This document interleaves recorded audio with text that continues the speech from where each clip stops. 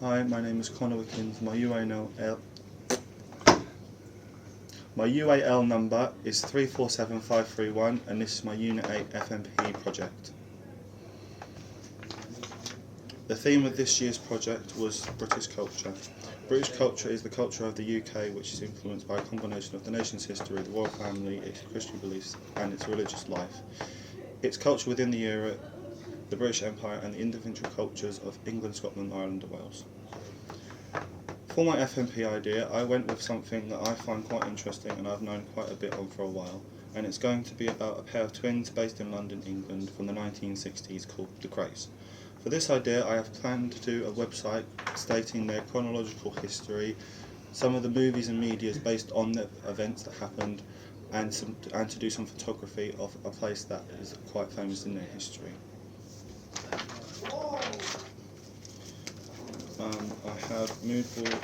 I have a physical copy of the mood board and mind map for you to look at, as well as on the pitch.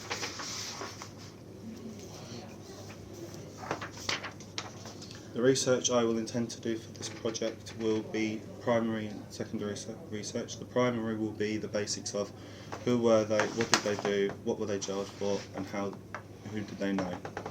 The secondary research will be more into their personal life, watch interviews with people that have met them and knew them, review films that are based on their events and to see whether they're actually accurate, and to see how websites are designed and why they're designed like that.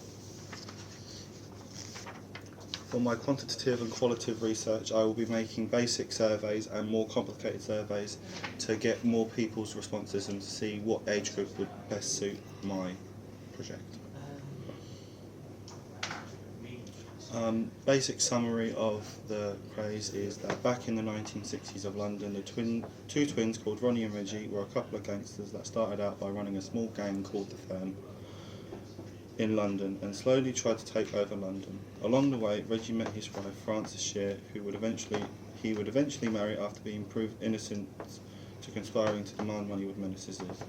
But along the way, Reggie, who was diagnosed as a paranoid schizophrenic, lost sight of the journey and tried to attempt an assassination on their main businessman and accountant, Leslie Payne, which would then later go to the police and the lead detective on their case, Nipper Reed, which would then eventually get them caught. They both went down for murder, money laundering and blackmail, amongst many other things. To help me find out my target audience, I created a survey to see whether others knew of the Krays, what age group they think would enjoy this, and if a website is the best way to do this project. For my results, I got many people who knew about the Krays, a majority who knew what they did for a living, with a few guessing wrong.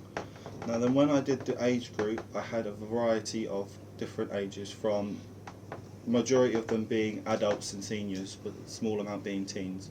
This has now given me a narrow idea about my target audience, which will be towards adults and seniors, as this is the appropriate age group that I feel like would be for my subject.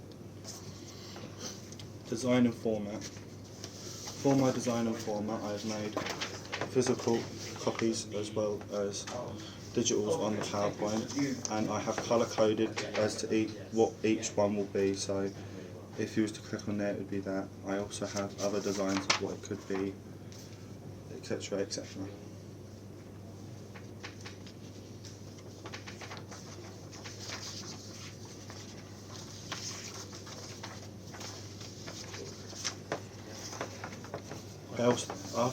I have also made a schedule highlighting how I would like my pre-production, production and post-production to work. I have also made a little tiny key on half terms with a small picture, and I have kept a measure of what could occur during my time, which could be exam dates, which could be an issue, which might be something I have to deal with along the way. For the equipment I'm going to use, I'm going to be using a website, WebX I think, as well as Photoshop for the photography I might be doing in the show as well. My risk assessment. The potential risks and hazards I could have are the public, where they could get in the way of the photo shoot and be an interference with it. The equipment could get damaged, lost or stolen. The crew could not be available for the time, and the denial of the location's permission to shoot at the place. To resolve this, I might have to make a barrier around the area needed for the shoot, keep equipment in a secure place like a car or on me, talk to other members who could be available to do the photo shoot with me, and ask the pub if I could use other photography of theirs and then copyright it into the website. My team and crew. I won't be having many people for my crew, as I will be designing and creating the website by myself. However, along the way I will ask for some guidance and opinions from Adam, as he has done research into this topic before and can help me decipher whether it is real or fake, as most of the stories told about these two are a legend. This could be great for marketing, as something like this hasn't been done and can give others that are interested in the topic of the craze, gangsters or the history of London a chance to truly discover what they did and how they did affect London in the 1960s. The unique selling point is that all the information being used on the website will be factually correct and proof checked for authenticity, as majority of the information talked about these is a myth. These questions.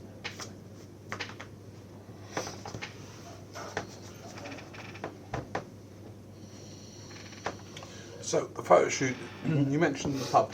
Yeah. Could you give me a little bit more detail about where that is? The pub is in East London. It is called Blind Bed. I have booked stuff out and that, and I have made a location and risk assessment for it as well. Physically, I'm just needing to wait for the permission to shoot there and get the signature. And what happens if you don't get that? Are you talking inside or outside the pub? I'm talking a varied mixture of both, of like getting outside, inside, and as well as a plaque on the wall like stating what happened there as well. Okay. What happens if you can't get that permission? I might not make a slide on the photography.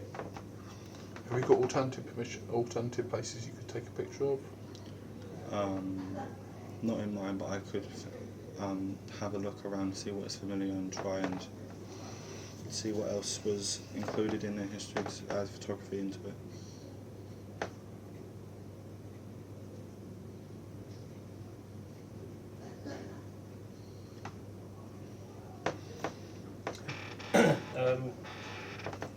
There was one part where you mentioned making like a barrier, or Yeah. how will you go about doing that?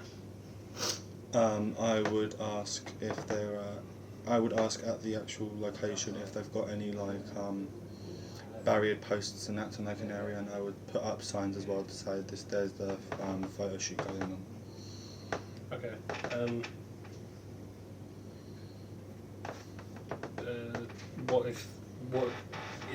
Do you think you can do it without like interfering too much with like the public, or because obviously like you said the barriers for them to stop interfering you. Yeah.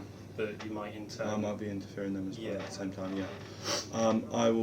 I will first attempt to like try and do the photo shoot without any barriers and that, see how it goes and that, and then if I don't get anywhere with that, I would then proceed into then involving the barriers. So it's like a last resort. Yeah, like a last resort sort of thing. Cool. That makes more sense. Okay. So you're going to talk to Adam. Mm-hmm. Are you going to carry this out sort of like an interview? Yeah. I think along the way I'll do an interview with him as well. Because he actually could be in your Yeah. a local expert kind of thing. Yeah. You could actually have him in your project if you want, because he's done quite a lot of research himself Okay. into the same subject. Okay. Okay. My main concern at the minute is you do have a limit on how much found material you can use. Yeah. So pictures, etc. Yeah. 10% is normal, 20% if it's a historical piece like the one you're doing. So you Yeah. could go as high as 20% found footage or found material. Mhm. Okay. How are you going to make sure you keep it to 20% and it doesn't become too much? I might have to limit down the amount of images used within the shots and that, and only use images when it's like necessary of like on the first subheading of like who they were, I might just like when it's necessary like identify the difference between the two with like different images there. Any other questions, young Jack? Not really. I think it's very well thought out. I had seen like this little, what was it, like a book? That was great. Yeah, to see. it was like two design ideas, like one there with pictures and like paragraphs of what's going on. Okay, like, so these are two different designs, and then Okay. you've got like an image from an interviewee, and then like a quote about them, and then another quote there, and then a quote from a movie. That's Okay. like That's great to see. Like you've yeah, sort of like made one draft that's shown us two versions in the one. yeah, I think like the way you presented it, you started off a little fast, Yeah. and then slowly went to like a good speed. yeah, Because there was a point where I thought like I might need to stop you and ask yeah. you Slow down, but yeah. But no, you Yeah, I pretty couldn't quickly. keep up with the slides for a while. I think you pretty quickly came to a good Pace pace. down, yeah. That's pretty much everything I've got. Yeah. Okay, I'm going to put in this 20% just on any issues we've considered. Found footage material. Yes. Mhm. Solid idea. It's the only part that does concern me most is I'm wondering how many times this pub has been asked Yeah, a year. Are you with me on to? Because it might drive them a bit nuts. yeah, Because they're not lacking in fame, as it were. yeah. Yes. So, but also if they've got plaques on the wall, you never know that actually might be there. I did also, whilst I was going through this pitch, look at like the research into the pub and that, and they do have like some kind of tour Oh, for right. it as well. So I might like invest in that and going to see whether that will help me with the photography shoot. Just I don't want you spending lots and lots of money doing Yeah, things yeah. like that. Okay. All right.